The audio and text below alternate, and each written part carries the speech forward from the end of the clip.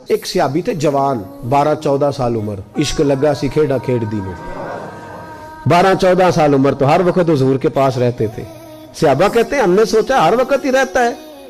ایک دن نبی پاک صلی اللہ علیہ وسلم نے کہا ان کو ذرا بتاؤں تو صحیح ہے مجھ سے پیار کتنا کرتا ہے۔ صحابہ کو تجربہ کرانے کے لیے حضور نے اس سے کہا مجھ سے پیار کرتے ہو؟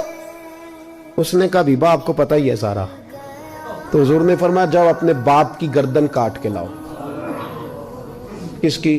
اوکھا جے بابا کام، ہاں اپنے باپ کی گردن کاٹ کے لاؤ۔ 12-14 سال عمر، چھلانگ لگائی۔ مسجد نبوی کے دروازے پر مولا علی شیر خدا کھڑے تھے، ان کی گردن میں تیر کمان تلوار تھی، کھینچی تلوار، اور جب دوڑے نا جذبات میں تو حضور نے فرمایا اسے پکڑ لاؤ، اس نے سچ مچ کاٹ کے لے آنی ہے، لے آؤ پکڑ کے۔ عاشق نزاکت جانتے ہیں۔ حضرت طلحہ بن برا بیمار ہو گئے، بیمار، دن میں 2 دفعہ میرے نبی تیمارداری کرنے جاتے، 2 دفعہ، اللہ کرے وہ بیماری میں ہی آ جائے۔ چر ہویا میں نے ترلے لیندیاں، کدی موڑ میرے ول واگاں، خواب میری وچ ایک وار جہاں میں ساری عمر نہ جاگاں۔ نبی پاک صلی اللہ علیہ وسلم 2 دفعہ تیمارداری کرنے جاتے، 2 دفعہ دن، 2 دفعہ حضور پتہ لے۔ ایک دن حضور شام کو گئے، ان کا ماتھا چوما تو حضور کی آنکھوں میں آنسو آ گئے۔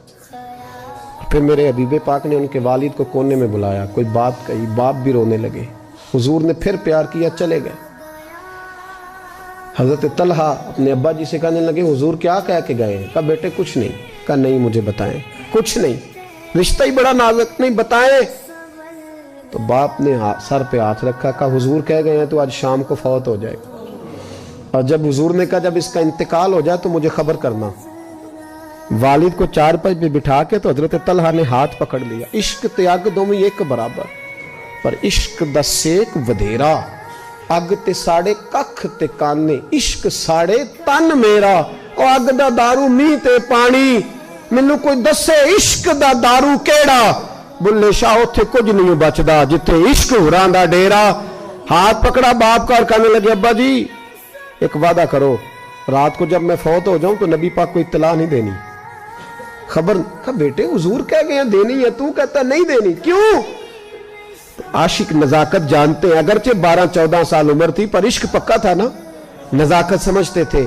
کہنے لگے ابا جی جن گلیوں سے حضور نے گزر کے آنا ہے وہ یہودیوں کی گلیاں ہیں، ایسا نہ ہو میرے جنازے کی خاطر حضور گزرے اور کوئی میرے نبی کو تکلیف دے دے، اس لیے خبر نہیں کرنی مصطفیٰ کو، آپ جنازہ پڑھ کے دفنا دینا۔ رات کو انتقال ہوا، باپ نے جنازہ پڑھا، دفن کیا، سارا کچھ جاننے والے رسول آئے۔ کہا مجھے بتایا کیوں نہیں؟ عرض کی محبوبہ، کہتا تھا حضور کو تکلیف نہیں دینی، میری ذات کی خاطر تکلیف نہ دینا، نہ کوئی یہودی تکلیف نہ پہنچا دے، گلیاں یہودیوں کی ہیں، قربان جائیں ساری دنیا روضہ رسول پہ، اور میرے رسول نے فرمایا مجھے بتاؤ اس کی قبر کہاں ہے؟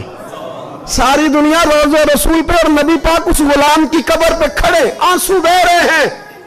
صحابہ کہتے ہیں ہر قبر پہ دعا یہ ہوتی تھی یا اللہ قبر کشادہ کر دے، یا اللہ اس کا حساب آسان کر دے۔